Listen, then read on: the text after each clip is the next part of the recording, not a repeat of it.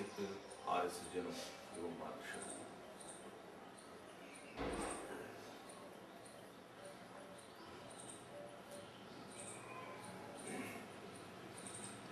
पिछले सत्र में हमने सांख्य दर्शन के प्रथम सूत्र पर चिंतन मनन किया था। आज उसी मंत्र के कुछ और पहलुओं पर हम विचार करें। इसी सूत्र के अंदर जो कुछ भी और विशेष कहा गया है उसको, और शिक्षा आदि का विषय,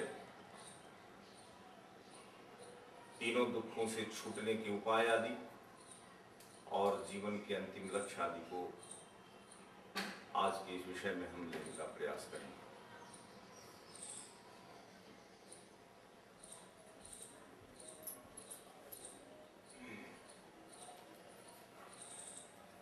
तीनों प्रकार के दुखों से पूरी तरह छूट करके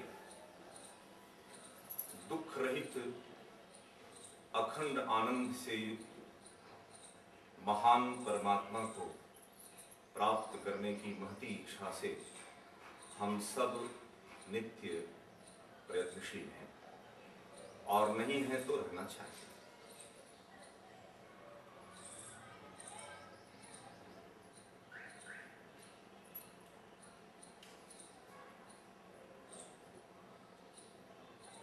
महर्षि कपिल ने पहला पक्ष ये रखा कि तीनों दुखों से छूटने की बात करो, और दूसरा पक्ष रखा अत्यंत पुरुषार्थ अर्थात पुरुष का जो सर्वश्रेष्ठ उत्कृष्ट लक्ष्य है मोक्ष, उसको भी यहां रखा। हेय रखा और हान, दो वस्तु यहां रखी। हम मनुष्यों के लिए हेय क्या है? दुख। और हान क्या है? दुखों से छूटना। क्या है जी? हाँ, हेय क्या है? तीनों प्रकार के दुखों से छूटना। और हान क्या है? फिर से स्पष्ट कीजिए। हेय क्या है? दुख।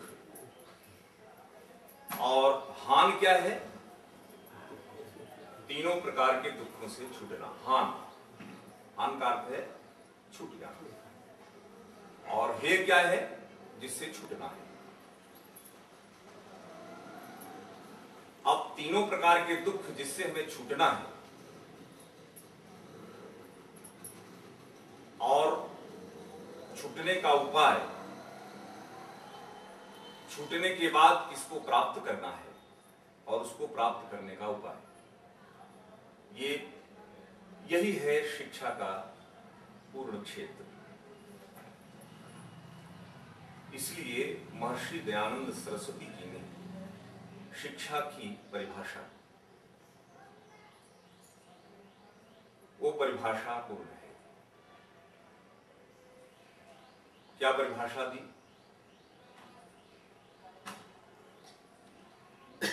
Education is that which helps one, उसका अंग्रेजी भाषांतर है, education is that which helps one to acquire knowledge.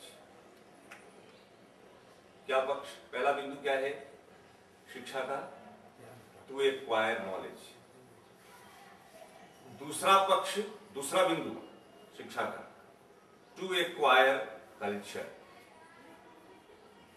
तीसरा, टू एक्वायर राइटियसनेस। चौथा, टू एक्वायर सेल्फ कंट्रोल। पांचवा, टू एक्वायर लाइफ वर्च्यूज।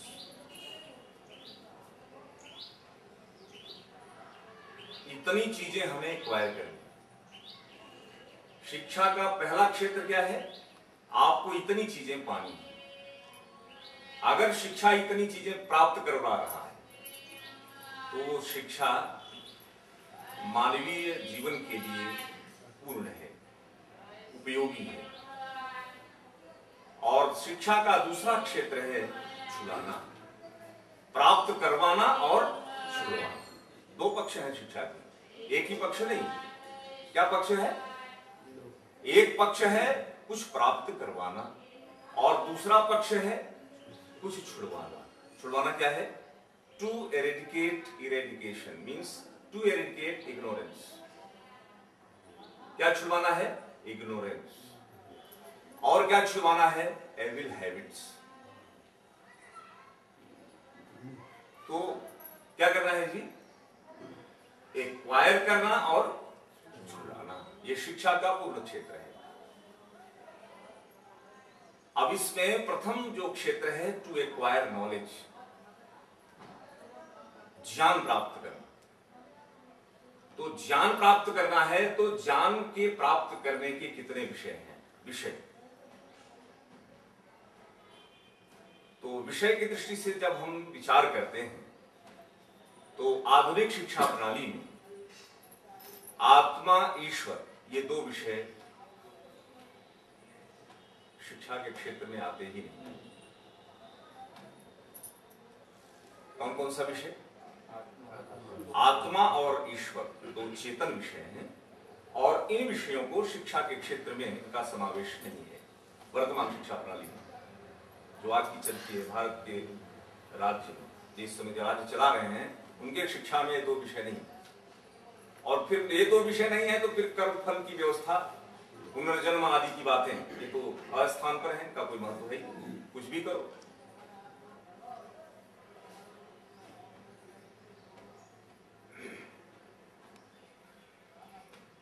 तो प्रश्न ये उठता है कि ईश्वर और आत्मा, ये दो विषय अगर शिक्षा के अंतर्गत नहीं लिए जाएंगे या इनका ज्ञान शिक्षा नहीं करवाती तो क्या होगा? जो भी व्यक्ति शिक्षित हो रहे हैं इनका लक्ष्य मात्र संसार होगा या सांसारिक पदार्थ होंगे।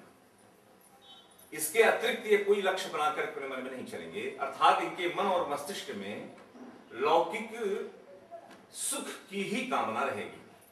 अलौकिक सुखों की बात तो जब शिक्षा में ही नहीं दी जा रही है तो फिर इनके शोध का ये विषय बनेगा ही। ईश्वर और आत्मा, ये दो चेतन विषय, इनको छोड़ करके मात्र ब्रह्मांड, ब्रह्म, वो भी बहुत थोड़ा जानते हैं। इसी विषय को लेकर के हमारे बच्चों को हम विद्यालय भेज रहे हैं। दूसरा विषय तो माँ बाप ने थोड़ा बहुत जाना दे दिया तो दे दिया, नहीं तो फिर वो अधूरा ही है। देखिए, ईश्वर और आत्मा और ये संसार, तीनों को जब तक हम शिक्षा का विषय नहीं बनाएंगे तब तक आपके हमारे देश में या पूरे विश्व में महान व्यक्तित्व का निर्माण नहीं होगा।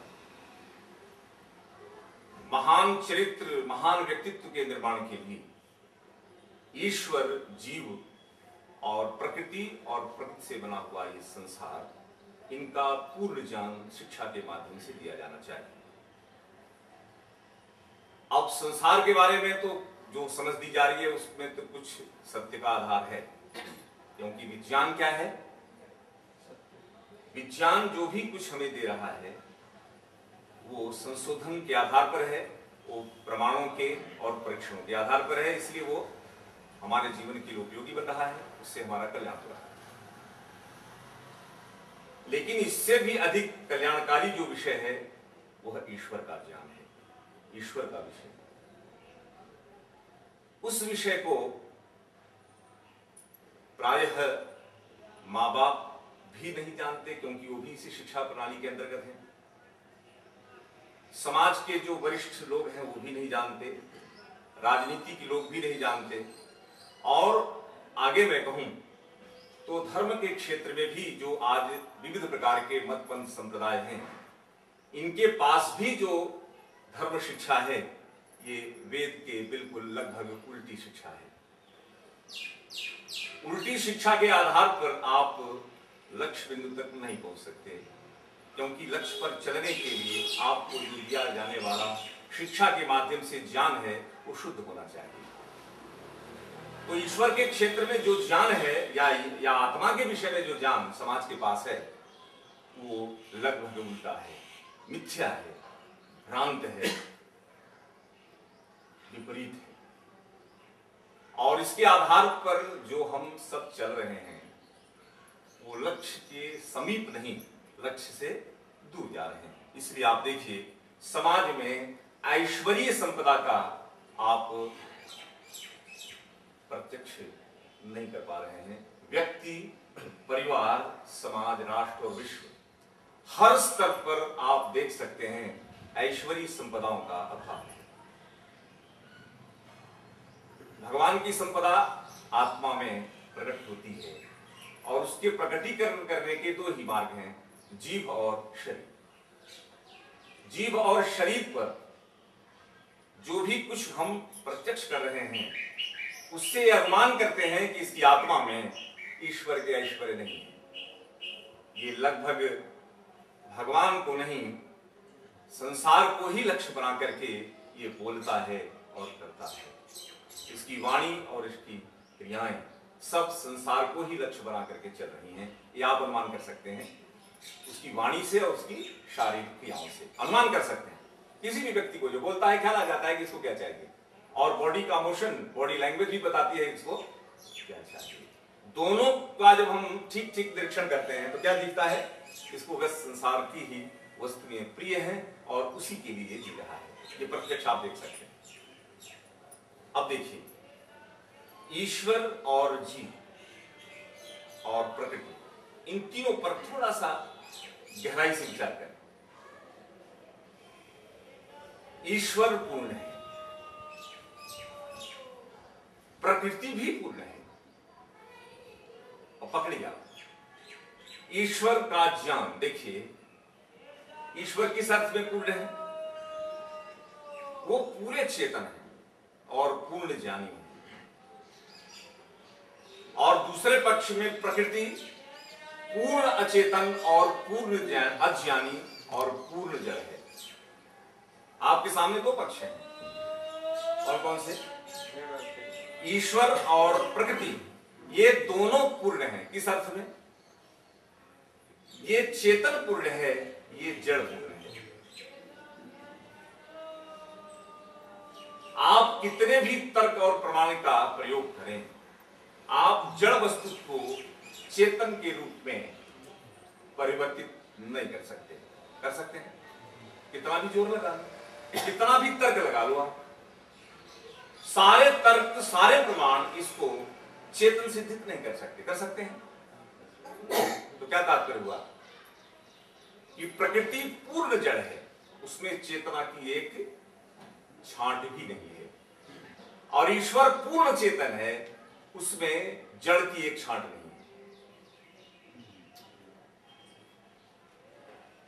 प्रकृति में ज्ञान की एक बूंद नहीं है, और परमात्मा में अविद्या और अज्ञान और जड़त्व की एक बूंद नहीं है। दोनों पूर्ण है, दोनों पूर्ण। और इन दोनों पूर्णों को कुछ नहीं चाहिए। पूर्ण किसे कहते हैं? हाँ, भगवान को इच्छा इसलिए नहीं है कि वो पूर्ण है, जबकि वो चेतन है, उनमें इच्छा है। अगर इच्छा है तो किस लिए है? संसार के उपकार की है। लेकिन संसार से उपकार लेने की इच्छा ईश्वर पे नहीं है। हमको आप कुछ दीजिए, इस कामना से ईश्वर की चेष्टाएं, क्रियाएं, कर्म नहीं है। और प्रकृति के परमाणु भी इच्छा रहित होने से उनकी भी अपनी कोई इच्छा नहीं है। तो दो पदार्थ इस जगत में पूर्ण हैं। कौन कौन? हाँ, जड़ प्रकृति इच्छा शून्य होने से क्या है? कुछ नहीं चाहती।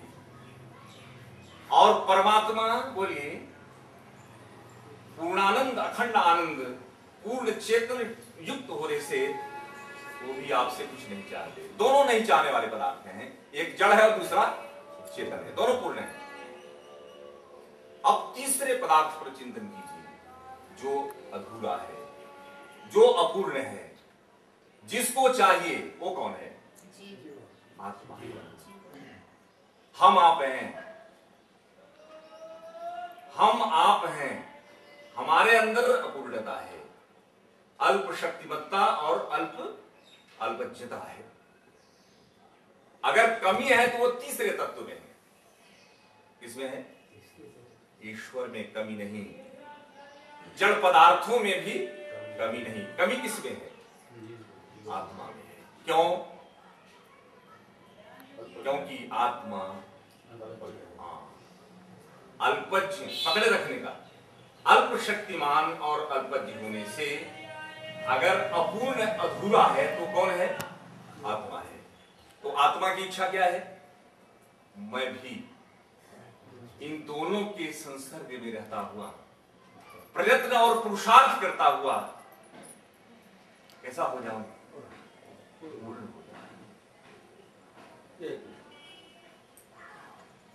जरा समझना पड़ेगा। आपका प्रश्न यह है कि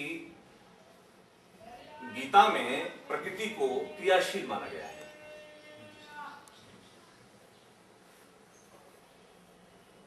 यहां तक कि कहीं कहीं कर्ता भी कह दिया है।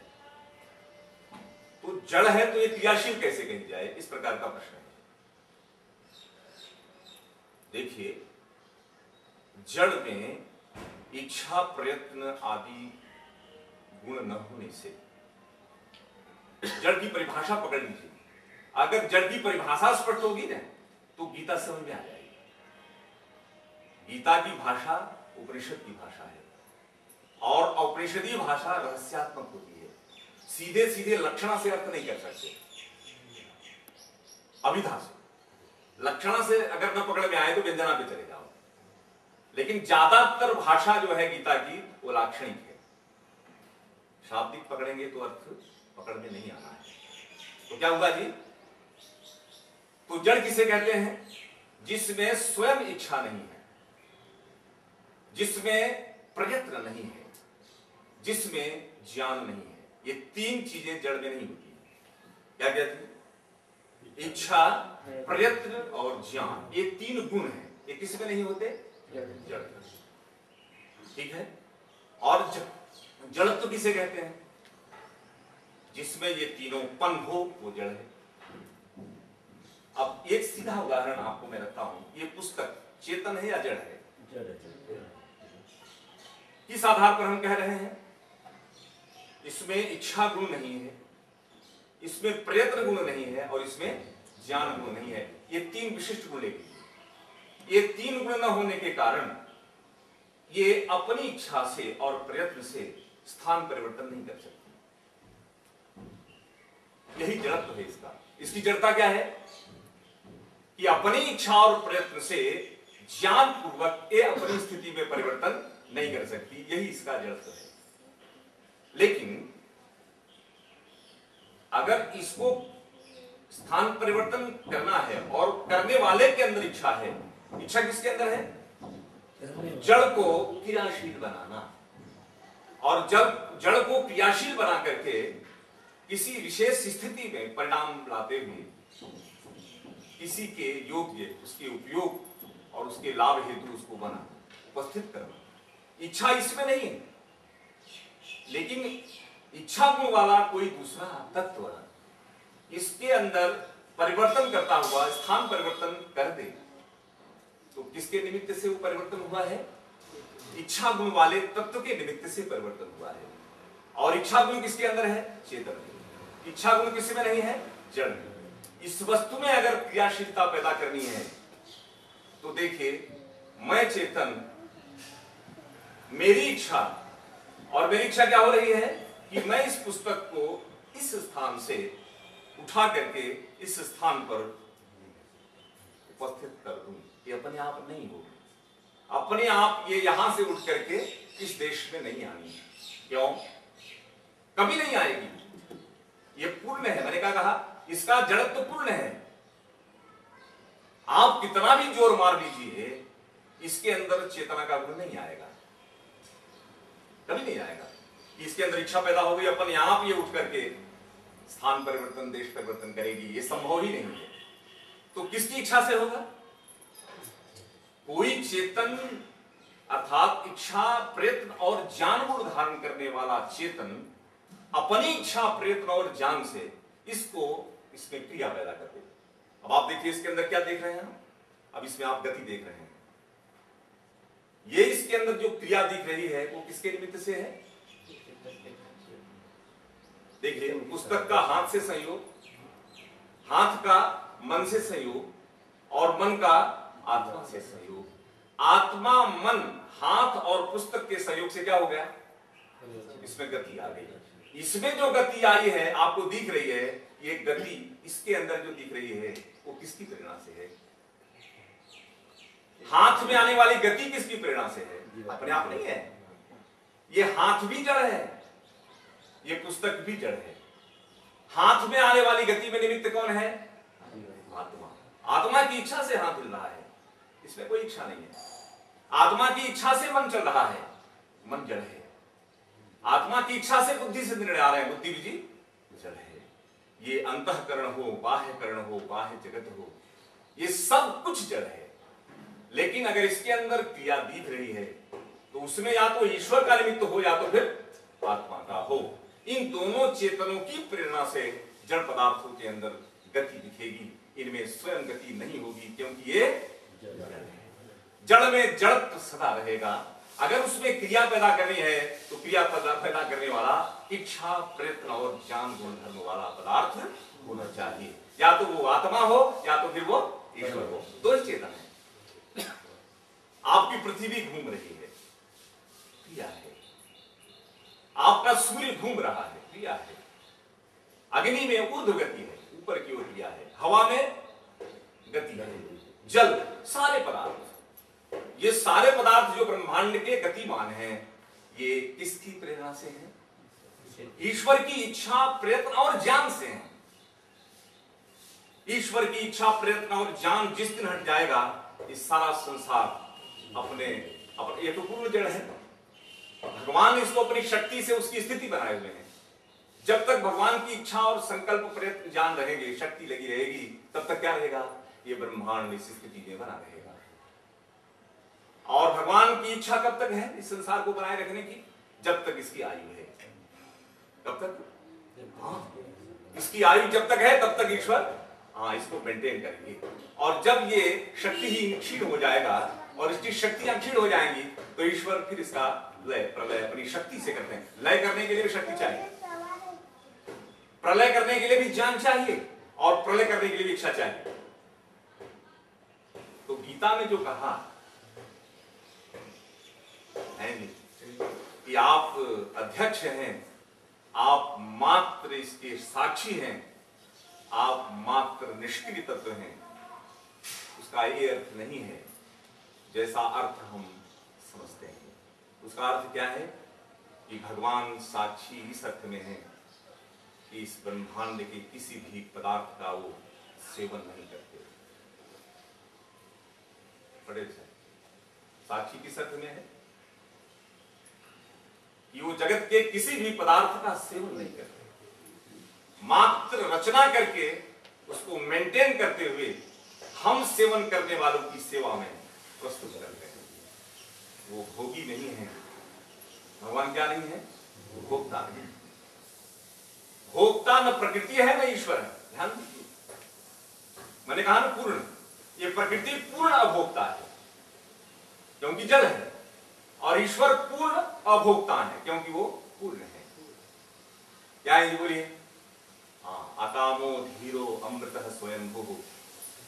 क्या कहा है? रसेन तृप्त न कुतश्च नूनः। भगवान आनंद से तृप्त होते हुए ईश्वर में कोई न्यूनता न होने के कारण ईश्वर के अंदर भोगने की इच्छा ही नहीं है, क्योंकि वो पूर्णानंद है ना? पूर्णानंद, संपूर्ण आनंद। और प्रकृति क्या है बोलिए? है नहीं। ये चेतन न होने के कारण इसको तो क्या चाहिए? अब चढ़ाओ किसको, सेवा करो किसकी? प्रकृति कहती है मैं अनुभव कर, चाहे जितना चढ़ाओ मैं तो अनुभव ही नहीं कर सकती। और भगवान क्या कहते हैं? चाहे जितना चढ़ाओ हम भोगते ही नहीं हैं। तो भोग किसको चढ़ा रहे हैं हम? तो ईश्वर का आदेश क्या है? तेर तक तेन भुंजी था। ये संसार है भोग करने वाले मनुष्य हमने तेरे लिए बनाया। प्रकृति प्रकृति के लिए नहीं और ये प्रकृति भगवान के लिए भी नहीं। ये संसार संसार के लिए नहीं है और ये संसार ईश्वर के लिए नहीं है। तो किसके लिए है ये जी?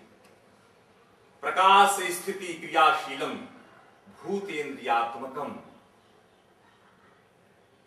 क्या है? प्रकाश स्थिति क्रियाशीलम भूतेन्द्रियात्मकम। तो किसके लिए है ये?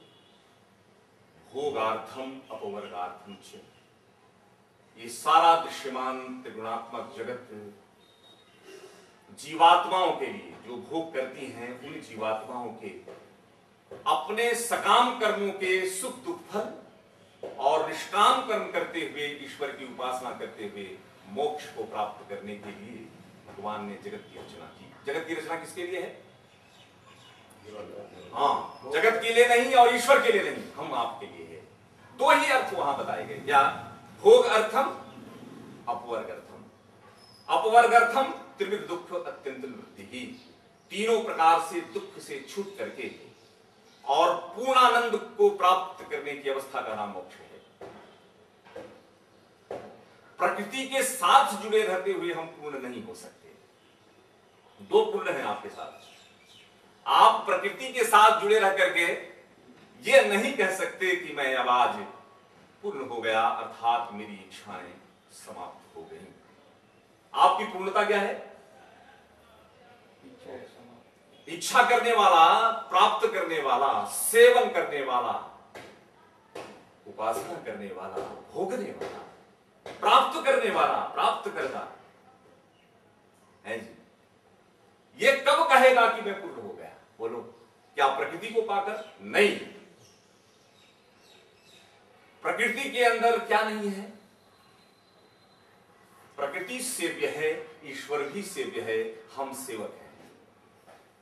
हम कौन है? हाँ, सेवक और सेव्य। सेव्य तो ही हैं। कौन कौन? ईश्वर और संसार। संसार के अंदर प्राप्तव्य जो गुण हैं वो कैसे हैं? बोलिए। अशुद्ध और अनित्य है। प्रॉपर्टी कैसे हैं संसार के सुख? अपवित्र और अनित्य हैं। इसलिए इसका सेवन करते हुए शुद्ध और नित्य आनंद की स्थिति में हम कभी नहीं जा सकेंगे। क्या कहना है?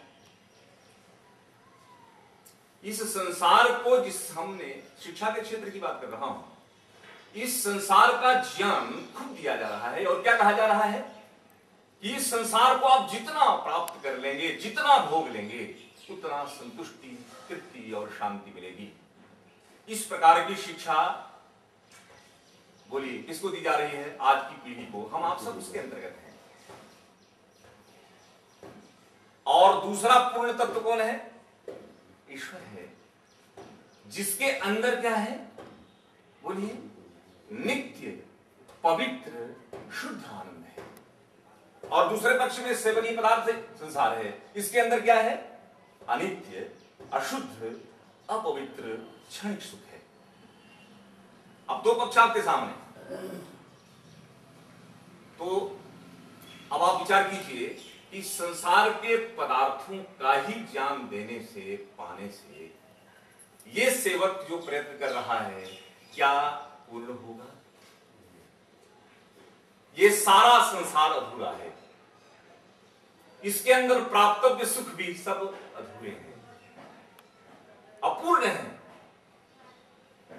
और दूसरा ईश्वर कैसा है? भरा पूरा है, पूर्ण है। आनंद से भरे पूरे पदार्थ का ज्ञान न देते हुए है जी, दुख से भरी दुनिया का ज्ञान शिक्षा दे रही है। आनंद और ज्ञान से परिपूर्ण ईश्वर का ज्ञान शिक्षा प्रणाली से नहीं आ रहा है। और बोलो क्या है दूसरा पक्ष? दुख से भरी ये कंटीली दुनिया, कदम कदम पर जिसमें कांटे हैं, उन्हीं को प्राप्तव्य विषय बनाती हुई, उन्हीं को सेव्य विषय बनाती हुई ये शिक्षा आज हमको क्या कर रही है? बस अर्ध सत्य दिखा रही है, अधूरा दे रही है, अधूरा।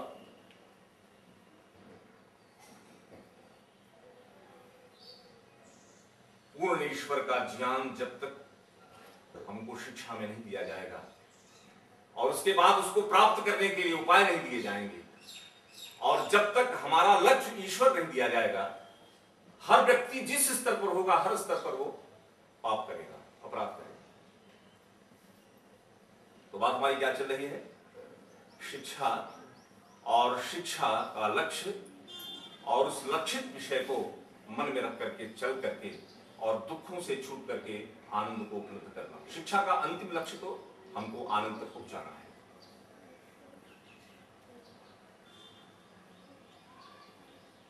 ठीक है?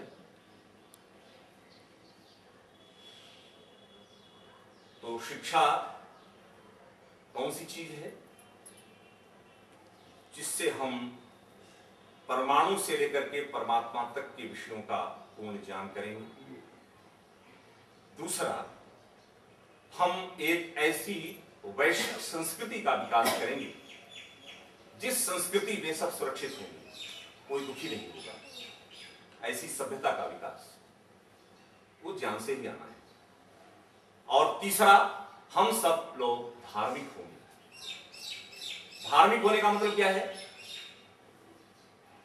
कि सारे लोग अहिंसा धर्मी होंगे, सारे लोग सत्यवादी होंगे, सारे लोग प्रामाणिक होंगे और सारे संयमी होंगे और सब लोग विषयों के प्रति तृष्णा से रहित होंगे। ये धर्म की शिक्षा है। आज की शिक्षा में क्या है? कुछ भी करो, भगवान करो, कुछ भी करो। और शिक्षा क्या कह रही है? कुछ भी करो, क्या करो? पकड़ना दूसरा पक्ष।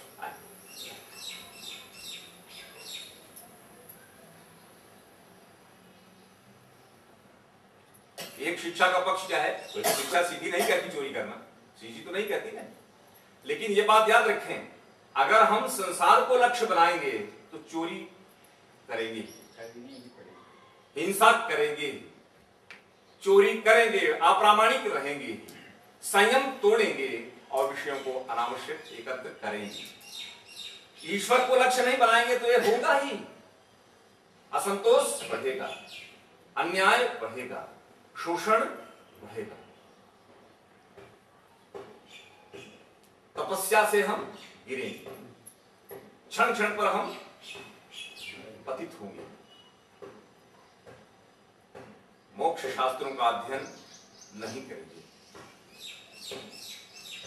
भगवान की उपासना के लिए प्रयत्न नहीं करेंगे, ब्रह्मचर्य का पालन नहीं करेंगे, ईश्वर में समर्पण नहीं करेंगे। ये सब नहीं करेंगे अगर ईश्वर लक्ष्य नहीं बनाया गया। तो मेरा आप सबसे यही निवेदन है कि शिक्षा के क्षेत्र में ईश्वर का विषय गहराई से लाया जाए, आत्मा का विषय गहराई से लाया जाए। और अगला बिंदु लीजिए, सेल्फ कंट्रोल। अब सेल्फ कंट्रोल में क्या आ जाएगा? अपने मन और इंद्रियों पर नियंत्रण। अपने मन और इंद्रियों पर अगर नियंत्रण नहीं आया तो ये शिक्षा कैसे व्यक्तित्व का निर्माण करेगी? जिसमें अपने मन और इंद्रियों पर नियंत्रण नहीं होगा तो कैसा होगा? आप देख सकते हैं, पूरे समाज का दर्शन कर सकते हैं। अपने मन और इंद्रियों पर नियंत्रण न होने के कारण आप ऐसे ऐसे चित्र दे सकते हैं जिसकी आपने मन में कभी कल्पना भी नहीं की। ऐसे ऐसे व्यवहार, ऐसे ऐसे चरित्र समाज में आपको देखने को मिलेंगे। और आगे क्या कहा गया है? अज्ञान का उन्मूलन, अविद्या का उन्मूलन। पिछली बार हमने बात की थी कि दुख हे क्या है, हे हेतु क्या है, हान क्या है और हान उपाय क्या है। 4 बात की थी ना। उसमें हे क्या कहा था हमने? बोलिए, हेयम दुखम अनागतम। बोलिए, जो दुख आया नहीं है वही छोड़ने योग्य है। जो भोग लिया तो गया, और जो भोगा जा रहा है वो भोगे बिना छूट नहीं सकते। तो आप किससे छूट सकते हैं? जो आने वाला है। और आने वाला है उससे छूटने का उपाय क्या है? ईश्वर को लक्ष्य बना लो। आप ईश्वर को लक्ष्य बना लो तो आप पापों से, दुखों से छूट जाएंगे। तो एक ही रास्ता है। दुख आने का कारण क्या है? जगत को लक्ष्य बनाया। दुख को नष्ट करने का कारण लाना है तो ईश्वर को लक्ष्य बनाओ। लक्ष्य बदल देने मात्र से दुख छूट जाते हैं। संसार को लक्ष्य बनाया, दुख आएंगे। ईश्वर को लक्ष्य बनाया, दुख जाएंगे, ईश्वर के आनंद आएंगे। हेयम दुखम अनागतम। तो हेतु क्या दिखाया? हे का हेतु क्या दिखाया है जी? तस्य हेतु अविद्या। दुख का आने का कारण अविद्या है। अविद्या किसको लगी है? ईश्वर को या प्रकृति को? किसको लगी है? जीवात्मा को। जीवात्मा को अविद्या क्यों लगी? क्योंकि ये अल्पज्ञ है। सर्वज्ञ ईश्वर को अविद्या नहीं लगेगी, और ज्ञान शून्य प्रकृति को भी अविद्या नहीं लगेगी। अविद्या किसको लगेगी? जिसके अंदर ज्ञान अल्प है। हम आप कैसे हैं? अल्पज्ञ हैं। इसलिए अविद्या अगर लगेगी तो किसको लगेगी? अल्पज्ञ को लगेगी, सर्वज्ञ को नहीं लगेगी। और इधर इस पक्ष में कौन है? अज्ञ। अज्ञ कहते हैं ज्ञान शून्य, सर्वज्ञ कहते हैं, बोलिए, ज्ञानपूर्ण। ज्ञान शून्य और ज्ञानपूर्ण को अविद्या नहीं लगनी। तो अविद्या किसको लगेगी? अल्पज्ञ, जिसका ज्ञान अल्प है। तो अल्प ज्ञान वाले कौन है? हम आप। अब इस अल्पज्ञता को दूर करने के लिए शिक्षा किसको दी जाएगी? प्रकृति को या ईश्वर को? या पशु पक्षी कीट पतंगों के अंदर जो जीव रह रहे हैं उनको? मनुष्य योनि में जो प्राणी हैं उन्हीं को शिक्षा दी जाएगी, अन्य को नहीं। प्रकृति को जरूरत नहीं है, ईश्वर को जरूरत नहीं है, और पशु पक्षी कीट पतंगों में जो गए हैं उनको भी शिक्षा की जरूरत नहीं है। तो शिक्षा की जरूरत किसको है? मात्र मनुष्य योनि में जो आत्माएं हैं उन्हीं को सिर्फ शिक्षा की आवश्यकता है। और शिक्षा दी जाएगी तो क्या? देखिए, हम जब जन्मे तो हमारे पास संस्कार तो पूर्व जन्म के हैं, पकड़े रखिए, लेकिन क्या करना और क्या नहीं करना, किस तरह से जीना है, किसके लिए जीना, क्या करना क्या नहीं करना, ये सारा का सारा ज्ञान ब्रह्मचर्य आश्रम में 25 वर्ष तक मनुष्य जाति में आए हुए आत्मा को दिया जाएगा, अन्य को नहीं। विद्यालय किसके चलाए जा रहे हैं? मात्र मनुष्यों के लिए, अन्य के लिए तो विद्यालय नहीं है ना। तो विद्यालय में क्या दिया जा रहा है? क्या सत्य है, क्या असत्य है, क्या जी? क्या नित्य है, क्या अनित्य है, क्या शुद्ध है, क्या अशुद्ध है, क्या दुखदाई है, क्या सुखदाई है, और क्या चेतन है और क्या जड़ है। इस प्रकार की शिक्षा अगर मनुष्य को दी जाएगी वो विवेक करता हुआ क्या करता जाएगा? हाँ, विवेक करता हुआ दुखदाई को छोड़ता हुआ सुखदाई की ओर बढ़ता चला जाएगा। अब इस शिक्षा में अनित्य और नित्य दो पदार्थ हैं संसार में। अब इन दोनों पदार्थों का ज्ञान में अनित्य का तो दिया जा रहा है। संसार, ये संसार है, अनित्य है, इसका ज्ञान तो दिया जा रहा है, लेकिन इसके साथ नित्य भी है, उसका ज्ञान बिल्कुल टच नहीं कर रहे, उसको टच ही नहीं कर रहे। तो परिणाम क्या हो रहा है? अनित्य को ही नित्य मानकर अब मान्यता, अब यहां पर अविद्या आएगी।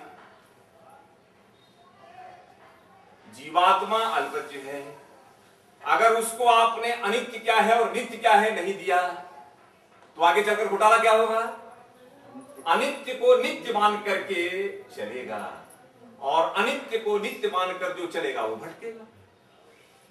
अविद्या किसे कहेंगे? जो पदार्थ जैसा है उसको वैसा ही जानना, मानना और उससे उपयोग लेना, उससे लाभ उठाना। ये विद्या का पूर्ण क्षेत्र है। जो जो पदार्थ पूरी तरह से हमें मालूम नहीं है कैसे हैं, तो विद्या क्या करेगी, उनको बताएगी, परिचय देगी। उस परिचय से हम क्या करेंगे, हम उसको जानेंगे, वैसा मानेंगे और वैसा फिर हम उससे लाभ लेंगे और जीवन को सफल बनाएंगे। यही तो है विद्या प्राप्ति का लक्ष्य। अब विद्यार्थी को देखिए, पानी कैसा है, पानी की रचना कैसी हुई है, यह विषय भौतिक शास्त्र लेकर के दे रहा है, सच्चा ज्ञान दे रहा है, उसमें गड़बड़ नहीं। लेकिन उसी साइंस के विद्यार्थी को ईश्वर के बारे में पूछो तो बच्चा क्या कहेगा, भगवान मंदिर में है।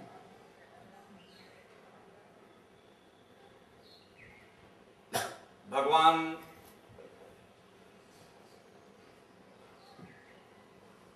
पूछो कि भगवान कितने हैं, उत्तर क्या आएगा, अनेक है। यही उत्तर आएगा ना बच्चों में, क्योंकि माँ बाप ने जो शिक्षा दी है घर में, क्योंकि विद्यालय में तो है नहीं। विद्यालय में बच्चे पूछेंगे भगवान के बारे में थोड़ा गुरुजी बताइए, तो गुरुजी क्या कहेंगे, यहाँ इस शिक्षा में भगवान नाम का विषय नहीं, इसलिए यहां बात नहीं करेंगे। तो अब बात कहां से आएगी, या तो समाज से आएगी या तो माँ बाप से आएगी। अब माँ बाप और समाज ये दोनों ईश्वर विषय के बारे में भ्रमित हैं।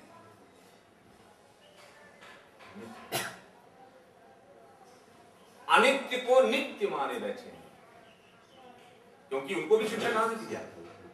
हमारी माँ तो बिल्कुल अशिक्षित थी, और हमारे पिताजी उस जमाने के डबल पोस्ट ग्रेजुएट थे, शिक्षक हैं, हमारा पूरा परिवार शिक्षक है। लेकिन उनको भी ईश्वर का कुछ पता आता नहीं। हमारे यहाँ तो राम राम चलता है और रामचरितमानस, बस उसके सिवाय तो कुछ है नहीं। और राम के ही मंदिर मिलेंगे, और राम से भी ज्यादा तो हनुमान जी के मंदिर आपको उत्तर भारत में मिलेंगे। क्या माना हमने, कैसी शिक्षा है हमारी। अनित्य को अनित्य और नित्य को नित्य मानने की शिक्षा। अब अभी हमने आपसे बात की थी कि हम इस पदार्थ को क्या मानते हैं, जड़ या चेतन। इस मान्यता में अभी भी कोई कमी है, इस जानकारी में कोई कमी है नहीं। इसलिए आप इसको लड्डू नहीं खिलाएंगे। क्यों, इसमें कोई गड़बड़ है? बिल्कुल नहीं है। अगर कोई इसको लड्डू खिलाएगा तो आप उसको क्या कहेंगे, ये मूर्ख है। आप तुरंत कहेंगे ये मूर्ख आदमी। और एक व्यक्ति शरीर छोड़कर चला जाए, बोली मुर्दा हो जाए, और मुर्दे को आप लड्डू खिलाइए तो भी क्या कहेंगे लोग, बोलिए मुर्दे को लड्डू खिलाएंगे तो भी आप क्या कहेंगे, खाने वाला नहीं है। और इसको खिलाएंगे तो क्या कहेंगे, ये खा नहीं सकती। तो मुर्दे में और इसमें कोई अंतर नहीं है। मुर्दे में हाँ, मूर्ति को जो भोग लगाते हैं अभी, अब उस विषय आने वाला है, वो इसके अंतर्गत आ जाने वाला है। वो आ जाने वाला है, विषय वही हम चला रहे हैं। क्योंकि ये शिक्षा का जो अधूरा विषय वही तो हम लेंगे यहाँ, बाकी जो सीखा जा रहा है तो सीखा जा रहा है। शिक्षा का जो अधूरा पक्ष है वही यहाँ बताया जाएगा। और आपके ज्ञान का आधार लेकर के हम बात कर रहे हैं। हम अपनी तरफ से कुछ थोपते नहीं है, हमारा नियम नहीं है जबरदस्ती थोपना।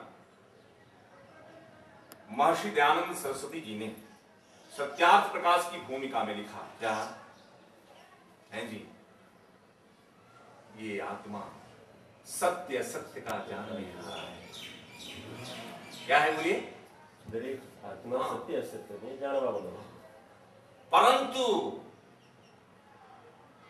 हठाग्रह, दुराग्रह, स्वार्थ और अविद्या के कारण झूठ की ओर झुक जाता है। चार कारण है डॉक्टर साहब, कौन कौन बोलो। हठाग्रह, दुराग्रह, स्वार्थ और अविद्या के कारण झूठ की ओर झुक जाता है। तो फिर उल्टा कर दो इसका, तो झूठ की ओर झुकी हुई आत्मा को अगर सत्य की ओर मुड़ना हो तो हठाग्रह, दुराग्रह, स्वार्थ और अविद्या को छोड़ते हुए क्या करना होगा? सत्याग्रह। स्वार्थ के स्थान पर परमार्थ और अविद्या के स्थान पर विद्या लानी होगी। तो क्या होगा? यह सत्य असत्य का जानने हरा आत्मा झूठ की ओर से हटकर सत्य की ओर मुड़ जाता है। तो मुड़ने का रास्ता यही दिखाया है, मुड़ने का यही रास्ता है। तो यहां हम आपको क्या बता रहे हैं कि इसके बारे में हमारा ज्ञान क्या है कि कोई व्यक्ति अगर इसको लड्डू खिलाए तो आप क्या कहेंगे? ये व्यक्ति व्यवहार के स्तर पर जो विवेक इस समय आचरण कर रहा है ये उचित नहीं है, क्योंकि ये खाता नहीं और इसे खिला रहा है। बात स्पष्ट हो गई। दूसरी तरफ एक मुर्दा पड़ा है और कोई व्यक्ति मुर्दे को खिलाए तो भी क्या कहा जाएगा? ये भी नहीं खाता, क्योंकि इसके अंदर खाने वाला नहीं है। मुर्दा और इसमें दोनों अंतर, दोनों कोई अंतर नहीं है। ऐसे ही मंदिर में रखी हुई मूर्ति को अगर कोई खिलाता है, कोई पिलाता है, उसको कोई वस्त्र पहनाता है, उसको जड़ोतरी चढ़ाता है, उसको आभूषण देता है, वहां पर दान देता है, दान का मतलब पैसा चढ़ाता है, तो क्या मतलब है इसका? ये कैसा व्यवहार है? जब इस व्यवहार के अंतर्गत आप क्या कह रहे हैं? ये लड्डू खाता नहीं तो खिलाते क्यों हो? मुर्दा खाता नहीं तो खिलाते क्यों हो? तो मंदिरों में रखी हुई मूर्तियां भी कहां खाती हैं, फिर खिलाते क्यों?